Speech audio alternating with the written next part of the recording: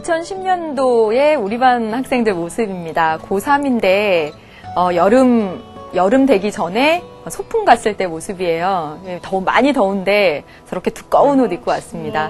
저 녀석들 둘 모두, 저 학생들 둘 모두 지금 군대 가 있습니다. 다음이요. 아이들 아차산 등산 싫어하는데 제가 막 끌고 아차산 갔던 생각도 나네요. 또 다음이요. 수능 끝나고 나서 학교에서 골든벨 할 때 우리 반 학생들이 정말 끝까지 남아주었습니다. 한글이 모습 같고요. 다음은 수지가 거의 끝에서 우승했던 것 같은데요. 네, 그렇고요. 또 다음 보여주시면 그 후에 체육대회도 했었고요. 또 다음이요.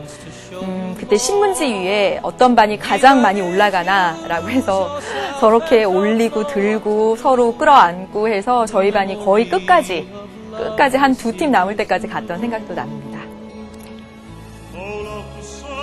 안녕하세요. 재밌는 정치, 즐거운 봄, 정치의 지도를 그리자. 수능 완성 정치를 맡은 박봉입니다. 수능 완성 오프닝을 준비하면서 고3 학생들의 모습을 좀 보여주고 싶다라는 생각을 했어요. 그래서 제가 2010년도에 고3 담임하고 그 후에 이제 2년 동안은 EBS로 파견 나와 있으면서 학생들 잘 못 봤죠. 그래서 사실 지금까지 마지막 제자들입니다. 지금은 다 학생이고, 그리고 군대 가 있는 학생들 많아가지고, 얼마나 더 재밌고, 또 군대 가 있고 이러니까 연락은 좀 잘 안 됩니다. 그런데 오랜만에 학생들 이렇게 사진 보니까, 진짜 생각이 막 나는 거예요. 보고 싶다는 생각도 나고, 저때 저랬었지라는 생각도 나고, 특히 졸업앨범 사진 찍을 때, 그리고 수능 시험 보는 여러분 수험생 응시표에 붙이는 사진 그거 다 찍으셨죠? 그거 귀 나오게 이렇게 찍어야 되잖아요. 그래가지고 정말 우스꽝스러운 사진들도 남학생들 머리 이렇게 길어하는데 막 여기 다 뒤로 넘기게 해서 찍은 사진들 보면서 혼자 막 웃고 그랬습니다. 여러분, 지금 여러분은 인생에서 마지막 정말 두 번 다시 돌아가지 못할 두 번 다시 돌아가지 못할 고3 생활을 하고 있습니다. 또는 재수생이고요. 두 번 다시 돌아가지 못할 시간들을 보내는 건 누구나 똑같겠지만, 아무튼 지금 여러분이 하는 저랑 수강 후기를 남기고 댓글을 쓰고 하는 이 모든 것들, 친구들이랑 점심을 먹고 또 떠들고 후회하고 하는 이 모든 것들이 여러분 추억입니다. 수능 끝나고 나서요, 정말 시간도 많고 그래요. 수능 끝나고 나서는 성적에 연연하지 마시고 더 많은 추억들 쌓으셨으면 좋겠고요. 수능 이후의 날들을 생각하면서 조금 더 많이 힘내셨으면 좋겠습니다. 네, 그래서 여러분 사진 보여드렸고요. 진짜 생각이 새록새록 나네요. 오늘 이 시간은요, 여러분 민주정치와 선거 1의 두 번째 시간입니다. 테마 7의 두 번째 시간입니다. 여러분, 지난 시간에 뼈대 잡았던 거 생각나시죠? 네. 여러분, 선거와 선거제도의 뼈대를 잡았습니다. 그래서 여러분, 지난 시간에는 선거에 대해서만 한 겁니다. 그래서 선거의 기능, 그리고 민주선거의 4원칙, 플러스 자유선거인데 정치적 무관심 때문에 강제투표, 의무투표제 이야기가 많이 나오고 있다라고 하면서 마지막 문제 풀었던 생각도 나시죠? 오늘 이 시간에는요, 여러분, 선거제도입니다. 여러분, 선거제도는 크게 두 가지로 봅니다. 어떻게요? 선거구 제도와 그리고 대표 결정 방식입니다. 대표 결정 방식에는 다시요, 선거제도입니다. 선거제도. 선거제도에는 대표 결정 방식과 선거구 제도가 있습니다. 지금 뼈대 잡고 계시죠? 그리고 대표 결정 방식에는 4개, 선거구 제도에는 2개. 지금 마인드맵 그리고 있어요. 그래서 여러분, 대표 결정 방식 4가지 가운데서 다수대표제, 소수대표제, 비례대표제, 직능대표제 이렇게 공부하셔야 되고, 선거구제도 2가지 가운데서 소선거구제, 중대선거구제 이렇게 정리하셔야 됩니다. 네. 이 뼈대가 안 잡히면 절대로 안 돼요. 마지막 정말 1대1 가야 한다는 생각으로 그렇게 하고 있어요. 여러분, 그러면 선거제도의 대표 결정 방식의 첫 번째 다수대표제와 소수대표제 정리부터 하겠습니다. 그리고 여러분, 실제로 문제가 출제될 때는요, 대표 결정 방식 따로, 그리고 선거구제도 따로따로 이렇게 출제가 안 되고요. 선거구제도 그다음에 대표 결정 방식 다 이렇게 혼합해서 그렇게 문제가 출제되고 있어서 문제풀이는 이 선거 제도들을 모두 설명한 후에 문제풀이를 모아서 하겠습니다. 그래서 문제 7문제 남겨두고 있죠. 그 7문제 모아서 쭉 하도록 할게요. 여러분 보세요. 대표 결정 방식에 다수 대표제와 소수 대표제, 비례 대표제, 직능 대표제 이렇게 있다고 했어요. 4가지입니다. 그 가운데 다수 대표제와 소수 대표제를 볼게요. 여러분 이 필기는 정치의 지도 그 자료 교재에 있습니다. 이 필기는 우리 수능 완성 교재의 필기가 아니라 개념 정리 정치의 지도 기출 교재에 있는 바로 그 필기입니다. 다수 대표제의 의미는 가장 많은 표를 획득한 단 한 사람, 가장 많은 표를 획득한 단 한 사람이 대표가 된다라고 해서 1인, 가장 많은 표를 획득한 1인이 대표가 되는 거죠. 여러분 소수 대표제는 이거 아직도 안 헷갈리시죠? 이제 안 헷갈리시죠, 여러분? 소수 대표제는 득표 순으로 일정 수의 사람이 대표가 되는 겁니다. 일정 수. 그래서 1등, 2등, 어떨 때는 3등, 4등까지도 대표가 되죠. 그래서 이 3등, 4등은 적은 표를 얻고도 대표가 됐어요. 그래서 소수대표제. 여기 다수대표제는 1등, 가장 많은 표를 획득한 단 한 사람이 대표가 된다라는 그런 의미입니다. 그래서 이 다수대표제는 조금 이따 하겠지만 소선거구제와 짝꿍이 되죠. 그리고 소수대표제는 중대선거구제와 짝꿍이 됩니다. 그래서 한 선거구에서 한 명을 뽑아요. 가장 많은 표를 획득한 단 한 명, 다수대표제. 그리고 중대선거구제는 한 선거구에서 2인 이상을 뽑아요. 그래서 득표순으로 일정 수의 적은 표를 획득한 사람도 대표가 돼요. 소수대표제예요. 여러분, 다수대표제는 그런데 크게 2가지가 있습니다. 절대다수대표제와 상대다수대표제가 있죠. 여러분, 이거 안 어렵다고 해서 이해하고 막 넘어갔는데 막상 시험 볼 때 이게 뭐지? 아차 해갖고 틀렸다라는 글도 저는 보았습니다. 확실하게, 진짜 마지막으로 갈수록 이제 확실하게, 정말 확실하게 공부하셔야 되는데 여러분, 상대다수대표제는 상대적으로 한 표라도 더 많으면 대표가 되는 겁니다. 한 표라도 더 많으면. 그래서 38표, 37표, 20몇 표, 21표, 20표 뭐 이렇게 하면 여기 한 표라도 더 많은 이 사람이 대표가 된다라는 거예요. 여러분 이 상대 다수 대표제는 우리나라의 국회의원 선거, 대통령 선거 다 상대 다수 대표제입니다. 유효 투표수의 과반수가 되는지 아닌지 그런 여부랑 상관없이 무조건 가장 많은 표를 획득한 단 한 사람이 대표가 된다는 거죠.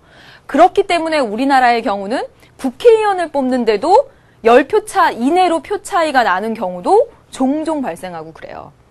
그래서 상대다수 대표제는 무조건 한 표라도 더 많으면 대표가 되는 거. 다수 대표제의 의미는 가장 많은 표를 획득한 단 한 사람이 대표가 되는 건데 그 가운데 상대다수 대표제는 상대적으로 한 표라도 더 많으면 대표가 되는 겁니다. 그런데 절대다수 대표제는 유효 투표 수에 일반적으로 과반수를 얻은 사람이 대표자가 되는 거예요. 과반수를. 따라서 이와 같은 경우엔 과반수가 없죠. 과반수가 없으면 여기 보세요. 결선 투표제 다시 하는 거예요. 다시. 그래서 1차 투표 결과 최다 득표자가 과반수를 획득하지 못한 경우 보통 상위 2명을 가지고 2차 투표를 치르게 됩니다. 그래서 여러분 프랑스의 대통령 선거가 이와 같은 결선 투표제다라고 하는 건 이제 너무나 익숙하게 많이 들어보셨죠. 그리고 여러분 지금 선호투표제 의미를 설명을 해놨습니다. 여러분 선호투표제는요. A, B, C, D 이렇게 4명이 출마를 하면요. 우리 보통 어떻게 해요? 가장 좋아하는 후보 D 이렇게 한 명만 뽑는다고요. 그런데 선호투표제는요. 내가 1등으로 좋아하는 애는 A고 2등으로 좋아하는 애는 C고 3등으로 좋아하는 애는 D고 4등으로 좋아하는 애는 B야. 이렇게 자신의 선호를 이렇게 자신이 인기투표를 해서 이렇게 다 쓰는 거예요. 그래서 여러분 유권자의 선호에 따라 후보의 순위를 정한 후 과반수 득표자가 없는 경우에 최소 득표자를 탈락시키고 다시 이 순위 기표에 따라서 나머지 후보에게 계속 이걸 넘기는 건데 지금 제가 이렇게 설명하면 잘 이해가 여러분 안 될 거예요.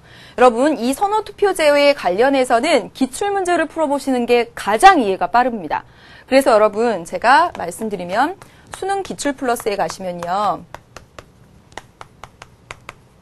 수능 기출플러스 강의 보면 13강부터 해서 다양한 선거제도라는 제목으로 이 기출문제 풀이를 했습니다. 13강부터 선거 문제, 그 전에도 선거 문제인데 이 13강에서부터 바로 이 결선투표제, 선호투표제와 관련한 기출문제 풀이를 여러분에게 막 해드렸어요. 또한 수능 특강 강의에 가시면 이 부분에 대해서 보다 또 자세히 말씀을 드렸습니다. 따라서 이 부분들은 수능 완성에서는 막 깊이 있게 또는 시간을 막 할애해서 이렇게 할 수가 없어요. 선생님이 가급적 정말 그렇게 하긴 하지만 그래서 강의를 안내해주자 이런 생각으로 말씀을 드립니다. 수능 기출플러스 13강에서 문제 풀어보면서 직접 이해하시라라고 말씀드렸고 또 수능 특강 선거 관련 강의 가셔서 다시 한 번만 봐주시길 부탁드립니다. 그런데 실제로 여러분 그 기출문제를 보면 이 다수대표제, 절대다수대표제 관련해서 결선투표나 선호투표 이와 같은 것의 효과를 묻는 문제가 가장 많이 나왔습니다. 뭐냐면 대표성 강화. 목적이 가장 많이 나왔는데 보세요. 여기 아래 상대 다수대표제는요. 지금 이렇게 표가 있으면요. 무조건 한 표라도 더 많은 사람이 당선이 돼요. 38표. 예를 들면 그럼 보세요. 사실은 이 대표는요. 더 많은 사람이 반대한 사람이 사실은 더 많아요. 가장 좋다라고 말한 사람이 38이고 아니 사실은 B, C, D가 더 좋다라고 하는 사람이 더 많다고요. 이랬을 경우에는 사실 대표성이 떨어지죠. 그런데 결선투표제, 선호투표제 등의 절대다수 대표제 방식을 하게 되면 이게 요건이잖아요. 과반수를 얻을 때까지 보통의 경우 과반수를 얻을 때까지 이제 뭐 결선 투표를 한다거나 하는 식으로 이렇게 진행을 하기 때문에 그 당선자의 대표성이 높아지죠. 그 당선자는 무조건 국민의 과반수 이상의 지지를 받은 것이기 때문이죠. 그래서 여러분 이게 가장 많이 나옵니다. 가장 많이 기억하시고요. 소수대표제는 한 선거구에서 두 사람 이상을 선출하는데 득표 순으로 일정 수가 당선되는 그런 제도입니다. 그래서 중대 선거구제와 짝꿍이 된다라고 했죠. 다음 보겠습니다. 이제 여러분 비례대표제예요. 비례대표제의 의미는 정당별 득표수나 득표율에 비례해서 당선자를 결정하는 제도죠. 그래서 여러분 아주 간단히 생각을 해보면 비례대표 의원수 50명 이렇게 정해지면 A당, B당, C당 이렇게 있어서 A당이 50%의 득표를 하고 B당이 30%의 득표를 하고 C당이 20%의 득표를 했다라고 하면 이 득표율에 비례해서 이 50명을 나눠 갖는 거예요. 그래서 25명, 15명, 10명 이렇게 나눠 갖는 거죠. 그래서 득표율에 비례해서 의석을 가져갑니다. 당선자를 결정합니다. 그렇기 때문에 득표율과 의석률의 일치가 굉장히 높아요. 여기 보세요. 득표율과 의석의 불일치가 완화된다라고 했습니다. 그래서 사표가 감소된다. 여러분 소선거구제를 가만히 생각해 보시면 소선거구제에서는 A, B 당이 있는데 여기 50, 40, 50, 40 이렇게 하면 여기 A당 여기 당선, B당 당선. 그리고 이건 다 뭐가 돼요? 사표가 되죠. 소선거구제의 경우에는 사표가 굉장히 많아요. B당은 국민이 80표나 이렇게 줬는데 A당은 100표고 B당은 80표나 줬는데 B당의 이 득표는 하나도 의석에 반영되지 않죠. 그래서 소선거구제의 경우에는 득표율과 의석의 불일치 정도가 굉장히 심하고 사표가 굉장히 많다라는 거예요. 그런데 비례대표제는 이 득표율과 의석률의 불일치를 상당히 완화시켜서 사표를 감소시키는 거죠. 그래서 보통의 일반적으로 소선거구제 하는 나라들은 이 비례대표제를 같이 하고 있습니다.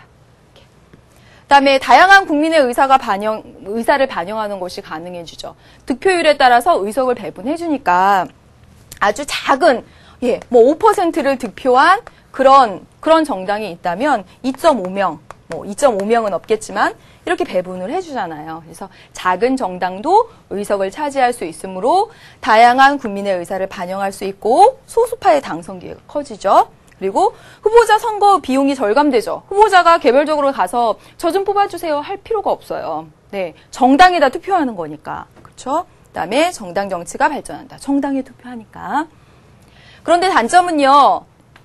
이게 바로 요렇게 연결돼서 단점이 되기도 합니다. 작은 정당이 의회에 진출하는 기회가 확대되기도 하지만 이 작은 정당이 난립하면 전국 불안정이 있을 수 있잖아요. 작은 정당들이 많이. 그렇죠? 그다음에 투표 방법, 당선자 결정 방식이 복잡하다라고 돼 있는데 정말 비례대표제 방식이 진짜 많아요. 독일식, 일본식 막 정말 다 다릅니다. 그래서 그런 것들을 보면 뭐 계산을 해서 소수점 어떻게 해가지고 막 정말 복잡하죠. 다 간단하지가 않아요. 그래서 그런 문제. 그다음에 정당 간부에 특권하다라고 했습니다. 뭐냐면 이런 경우요. 정당 명부를 작성합니다. 그래서 정당 명부에 1번, 2번, 3번, 4번 해가지고 1번 박봄, 2번 누구, 3번 이렇게 쭉 이렇게 하죠. 그래서 A당 50% 지지받았어. 25명 하면 정당 명부에서 25번까지가 딱 당선이 되는 거잖아요. 그럼 보세요. 여기 1번 또는 20번 이내로 막 들어가고 싶잖아요.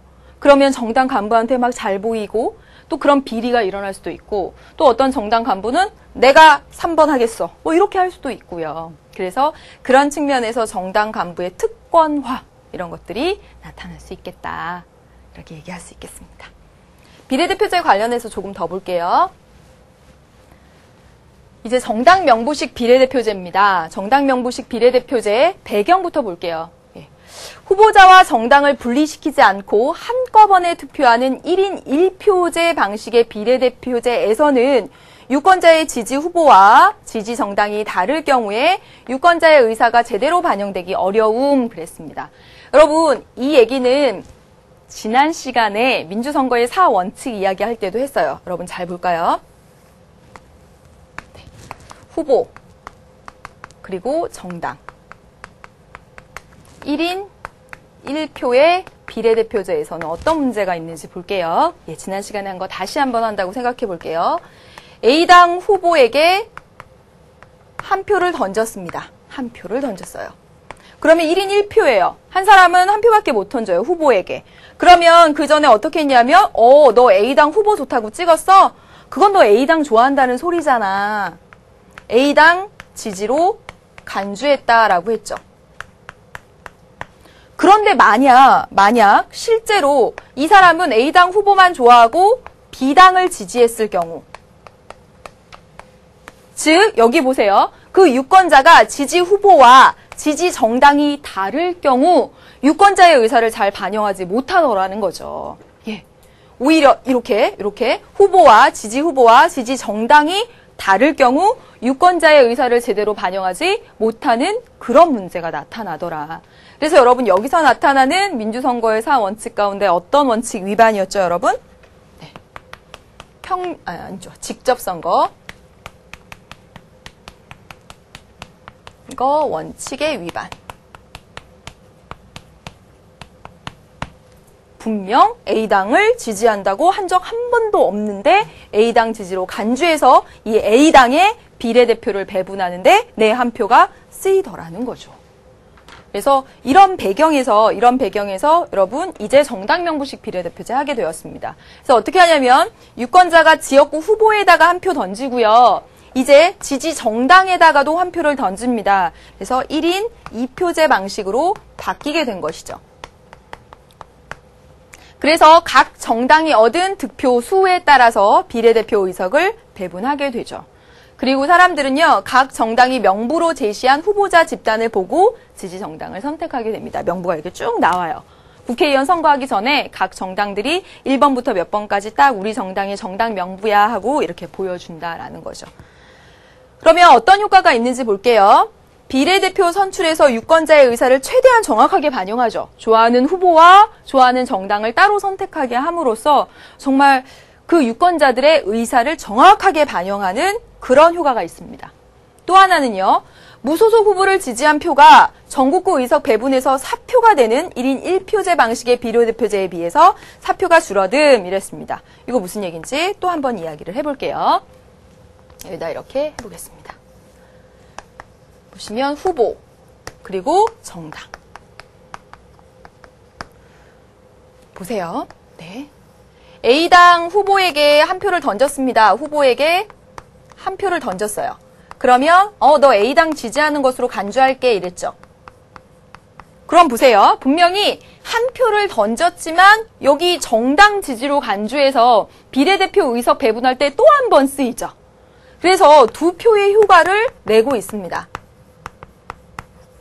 그런데 만약에 제가 무소속을 찍었습니다. 무소속 후보에게 한 표 이렇게 던졌어요. 그럼 여러분 보세요. 무소속에 던졌으니까 무소속은 정당이 없는 거잖아요. 여기 정당 지지, 정당 비례대표 득표율 비례대표 당선자를 결정하는데 이 한 표는 쓰이지 않고 있습니다. 그런가요, 여러분? 그렇죠. A당 후보를 지지했다라고 하면 A당 지지로 간주해서 비례대표 당선자를 내는데 기여하게 해요. 그래서 두 표의 효과를 봅니다. 그런데 무소속을 찍으면요. 한 표 효과밖에 안 나요. 네. 그래서 지금 보시면 이 1인 1표제 방식은 표의 가치에 있어서 차이를 나타내는구나. 차등적이구나. 그래서 평등선거 원칙 위반.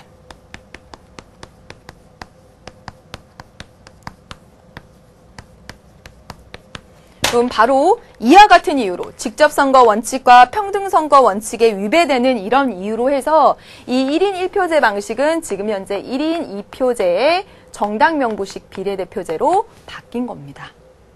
이 내용은 정말 예전엔 자주 나왔고 한동안 뜸했다가 최근에 작년도 6월에 나오고요. 그리고 또 나오고 계속 좀 나오더라고요. 최근에. 그래서 꼭 이렇게 정리를 해 주시길 바라겠습니다. 그래서 정당명부식 비례대표제 봤고요. 관련된 우리 교재의 자료를 한번 보겠습니다. 보여주시죠. 비례대표제는 정치 지형에 어떤 영향을 미칠까? 여러분 47쪽에 보시면요. 47쪽 제일 하단에 이 나와 있는 여러분 자료입니다. 여기 한번 보시면 1997년에 영국의 실제 의석수와 가상적인 비례대표제 의석수 이렇게 되어 있습니다. 97년에 영국에서 국회의원 선거를 한 거예요. 했는데 이 영국은 소선거구제입니다. 소선거구제 다수대표제예요. 1등한 단 한 사람이 대표가 되는 거죠. 그래서 여러분 여기 실제 이게 실제인데요. 이 노동당은 국민의 43%의 득표를 받았습니다. 표는. 그런데 여러분 의석률을 보세요. 의석수는 418석. 의석률은 63%예요. 득표율과 의석률의 불일치가 굉장히 심하죠. 이게 소선거구제에서 나타나는 현상이에요. 득표는 43%밖에 안 했는데 의석은 63%나 차지했다고요. 의석률이 훨씬 높죠. 이랬을 때 뭐라고 얘기하냐면 과대대표됐다라고 얘기를 하죠. 기억나십니까? 여기 한번 보세요. 보수당은 국민으로부터 30% 지지를 받았으나 여기 보십시오, 여러분. 실제 의석 비율은 25%. 그래서 득표한 거에 비해서 의석수가 훨씬 적었고 자유민주당 역시 16% 지지를 받았지만 의석은 7%. 그래서 둘 다 득표율에 비해서 의석률이 훨씬 더 작은 과소대표되었습니다. 바로 이런 득표율과 의석률의 불일치는 소선거구제에서 나타나는 현상이죠. 그래서 소선거구제에서는 큰 정당이 유리해요. 그래서 여러분 지금 보시면요. 이때 당시 영국은 소선거구제 다수대표제 방식을 채택하고 있었고 그 결과 노동당은 국민으로부터 득표는 43%밖에 못했지만 의석은 여러분 63%, 즉 과반수를 차지한 거예요. 영국 의원내각제죠. 의원내각제는 의회에서 과반수를 차지한 정당이 내각을 구성합니다. 그래서 이 노동당은 국민의 득표에 비해서 의석을 훨씬 많이 차지해서 단독 내각을 구성을 했어요. 정권을 잡았습니다. 그게 소선거구제였기 때문에 가능한 겁니다. 다수대표제였기 때문에. 만약에 영국이 100% 비례대표제였다면 어떤 현상이 나타났을까요? 비례대표제는 득표율에 비례해서 의석을 주는 거죠. 득표율이 43%면 의석도 43%, 이거 30%, 똑같이 비례해서 주는 거예요. 만약에 그렇게 비례해서 주면요, 이런 결과가 나타나죠. 그럼 보세요. 과반수 정당이 없죠. 만약에 비례대표제였다면 영국에서 97년에 과반수 정당이 나타나지 않았을 겁니다. 과반수 정당이 안 나타나면 뭐 해야 되죠? 연립을 해서 이 두 정당이 연립했을 수도 있죠. 이 두 정당이 연립해도 과반이 안 되나요? 예. 네, 아무튼 그럼 이렇게 연립하거나 이렇게 연립하거나 해야 되죠. 그렇죠? 따라서 어떤 선거 제도를 채택하느냐에 따라서 그 나라의 역사가 바뀌는 겁니다, 여러분. 정치가 바뀌어요. 삶이 바뀐다는 거죠. 지금 다수대표제를 채택하고 있었기 때문에 노동당이 단독으로 정권을 잡았지만 만약에 다수대표제가 아닌 비례대표제를 했더라면 노동당이 절대로 혼자 단독으로 정권을 잡는 일은 일어날 수가 없죠. 이렇게 연합하거나, 여긴 라이벌이니까 아마 안 하겠네요. 이렇게 연합하는 그런 일이 벌어졌겠죠. 예, 바로 그 얘기, 선거제도가 얼마나 중요한지를 보여주는 그런 사례입니다. 여러분, 이제 여기까지 지금 여러분 잘 생각해 보세요. 계속 선거와 선거제도로 왔습니다. 여러분, 선거제도에서 대표 결정 방식의 다수대표제, 다수대표제 안에는 상대다수대표제와 절대다수대표제. 절대다수대표제의 효과는 대표성을 높인다. 그리고 비례대표제. 1인 1표제에서 1인 2표제로 간 것 말씀드렸습니다. 그리고 또 하나 있습니다. 여러분, 대표 결정 방식에 또 하나 있어요. 직능대표제입니다. 직능대표제는 말 그대로 여러분 뜻을 이해해 두시면 되죠. 직업별 대표를 뽑는 거죠. 직업별 대표를 뽑는 겁니다. 직업별. 그런데 이게 직능대표제에 좀 문제가 있습니다. 뭐냐면 어떻게 이 다양한 직업군을 어떻게 나누고 그리고 어떻게 의석을 배분할 것인가, 이런 문제가 있어요. 무슨 얘기냐. 이 직능대표제가 직업별 군에서 대표를 국회로 보내는 것인데, 의회로 보내는 것인데, 의사 집단, 선생님 집단, 뭐 변호사 집단, 뭐 영화인 집단, 이렇게 집단을 나눈다고 해요. 그래서 대표를 올리는데, 그럼 농부, 택시기사, 우리도 대표 올려주세요. 이렇게 할 수 있죠. 분명히 할 수 있습니다. 또한 택시기사 그룹에는 몇 명의 의석을 배분할 거고, 네, 선생님 그룹에는 몇 명의 대표를 배분할 것입니까? 이런 여러 가지 문제들이 현실에 적용하기에 진짜 어렵다는 거죠. 직업군은 어떻게 나눌 것이며 직업군별로 도대체 몇 명의 의석들을 배분할 것인지, 이게 현실적으로 굉장히 어렵다라는 것이고요. 또 이 대표는요, 국민 전체를 위해서, 국가를 위해서, 공익을 위해서 봉사해야 하잖아요. 그런데 직능대표로 가요. 제가 택시기사 대표로 해가지고 의회에 진출을 하게 됐어요. 그러면 아무래도 제가 변호사 대표로 해서 의회에 진출을 하게 됐어요. 그럼 아무래도 좀 택시기사, 변호사, 그쪽에 좀 유리한 그런 법안이나 정책들을 마련할 수 있잖아요. 특수이익과 결탁할 수 있다라는 거죠. 결합할 수 있다라는 거죠. 그래서 이와 같은 문제점들이 있다라는 것만 알아두시면 되겠습니다. 여러분, 직능대표제, 직업별 대표를 의회로 보내는 것이고요. 그런데 현실적인 이런 문제들이 있다라는 것이고, 그래서 여러분, 직능대표제를 우리나라는 안 하고 있는데, 이 비례대표제의 직능대표제의 성격이 있습니다. 이 비례대표제에 정당 명부가 이렇게 있잖아요. 그래서 1번, 2번, 3번, 4번, 5번 이렇게 막 이렇게 명부에 이렇게 순위를 딱 이렇게 써놓잖아요. 그래서 여러분 옆에 직업을 보면요. 정당이 이거 다 공개하거든요. 국회의원 선거 이전에 우리 이 비례대표제 정당 명부야라고 이렇게 공개를 하면 1번 이분은 뭐 청소부, 2번 이분 학생, 3번 이분은 영화배우, 4번 이분은 전직 교사, 뭐 작가 이렇게 있습니다. 그럼 여러분 보세요. 이게 바로 비례대표에서 직능대표제적 성격이 약간 있다 이렇게 말을 할 수도 있다라는 겁니다. 그래서 그렇게 나오는 선지들도 있었어요. 그래서 설명을 드렸습니다. 이제 다음을 볼게요. 여러분, 대표 결정 방식 4가지, 다수대표제, 소수대표제, 비례대표제, 직능대표제까지 살펴봤습니다. 이제 선거구제도예요. 선거구제도. 선거구제도에 여기 2가지 있죠. 소선거구제는 다수대표제와 짝꿍이 되고 결합하고요. 중대선거구제는 소수대표제와 결합을 합니다. 다수대표제와 소수대표제, 중대선거구제, 소선거구제 이렇게 장단점 여러분 나와 있는 것을 억지로 외우려고 하시면 절대로 안 되죠.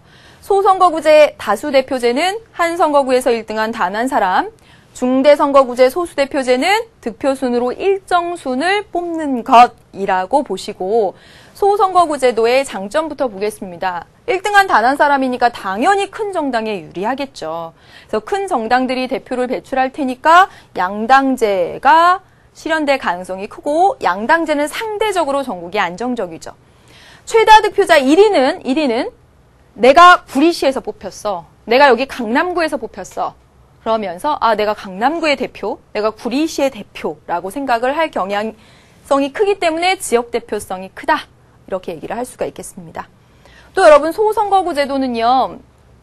정의할 때 선거구에서 1등한 단 한 사람을 뽑는 것이지만 상대적으로 이 선거구의 크기가 중대선거구제보다 작아요.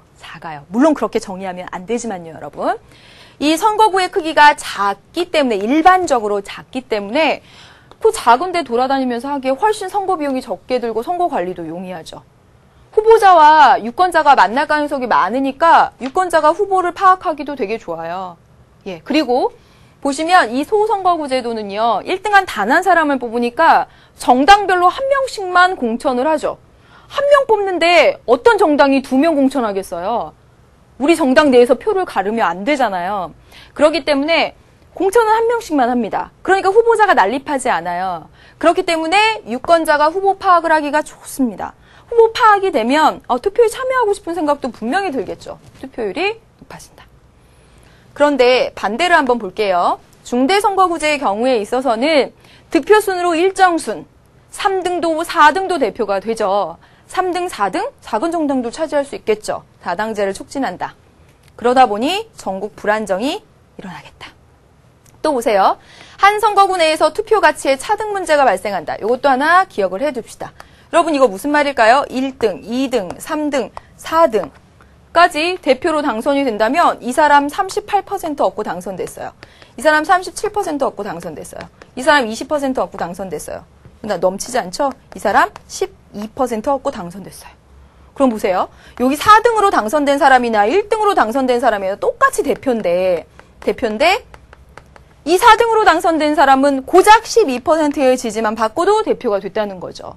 이 4등으로 당선된 사람의 이 사람을 지지한 이 한 표 가치는 굉장히 높아요.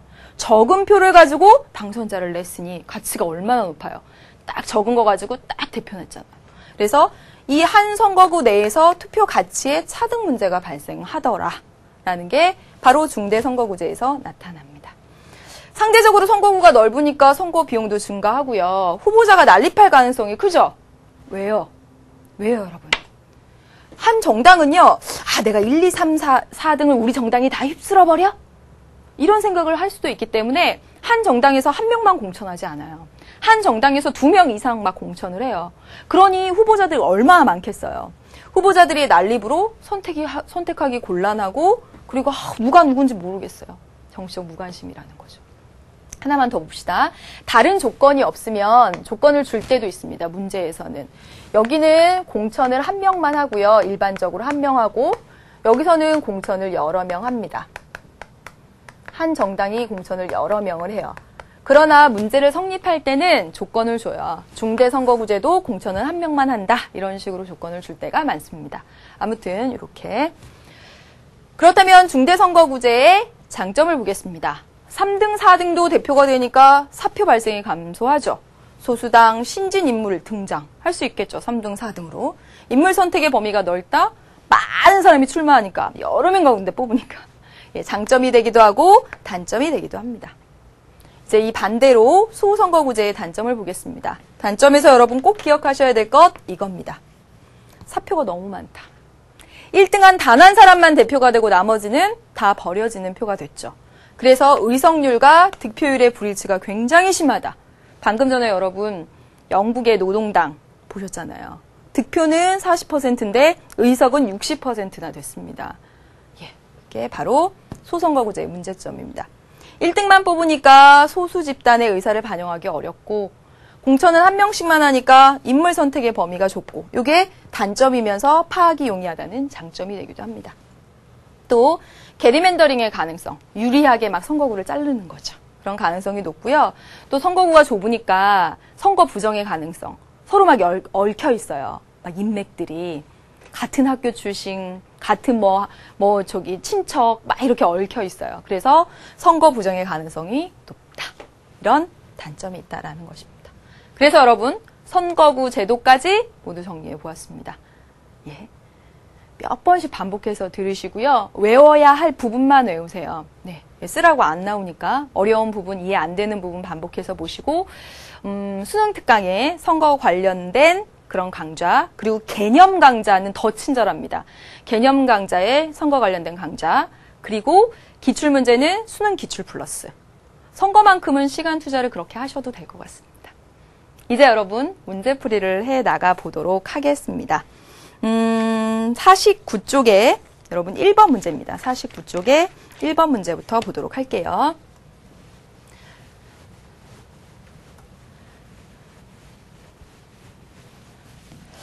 이 문제를 딱 보면 표는 의원 내각제 정부 형태를 채택하고 있는 각국의 현행 선거 제도를 보여주는 것인데요.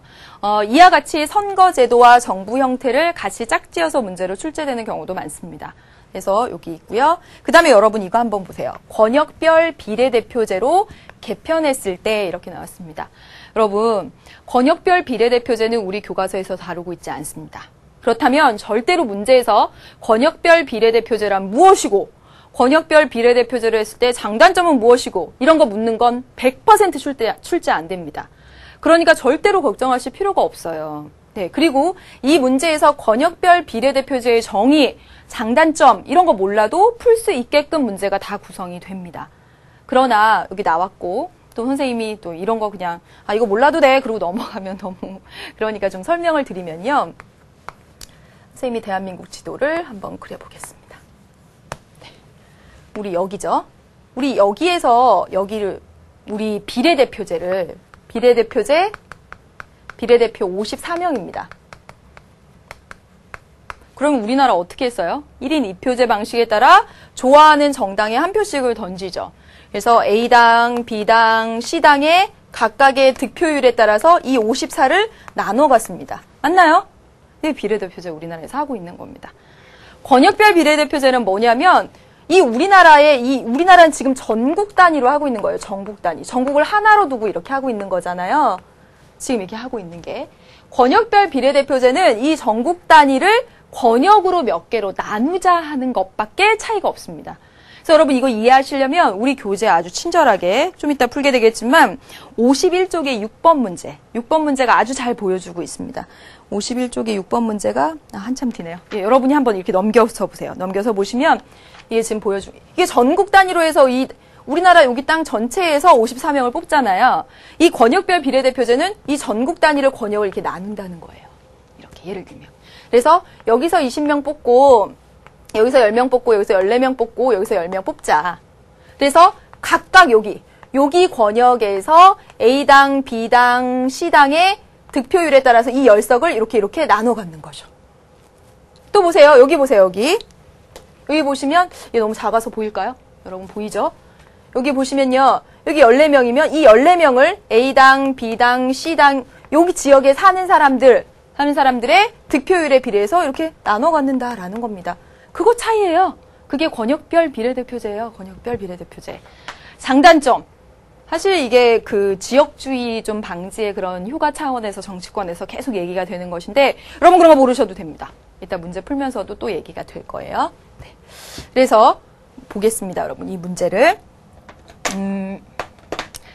이런 문제가 나오면요. 1. 수능 특강에서 말씀드렸습니다. 제일 먼저 해야 될 것. 어떤 선거구제를 채택하고 있는지 알아볼 것. 그것부터입니다. 비례대표 그래서 권역을 이렇게 5가지 권역으로 나눴고요. 유권자 수의 비율이 이렇게 나와 있고 현행 선거구 수, 비례대표 의석수 이렇게 나와 있습니다. 지금 보니까 현행 선거구 수가 100개인데요. 현재 선거구 수가 100개인데 총 의석수가 100개입니다. 여러분 이거 기본이죠. 가장 기본이죠. 선거구 수 100개, 의석수 100개. 이 말은 한 선거구에서 한 명 뽑는다는 말이죠. 한 선거구에서 여러분 한 명 뽑는다는 말은 어떤 선거구제? 소선거구제입니다. 소선거구제 다수대표제 방식을 이야기하고 있는 겁니다. 그래서 여러분 이 문제 보면 현재는 소선거구제 다수대표제 하고 있는데 현행 선거구제가 소선거구제 다수대표제라는 거예요.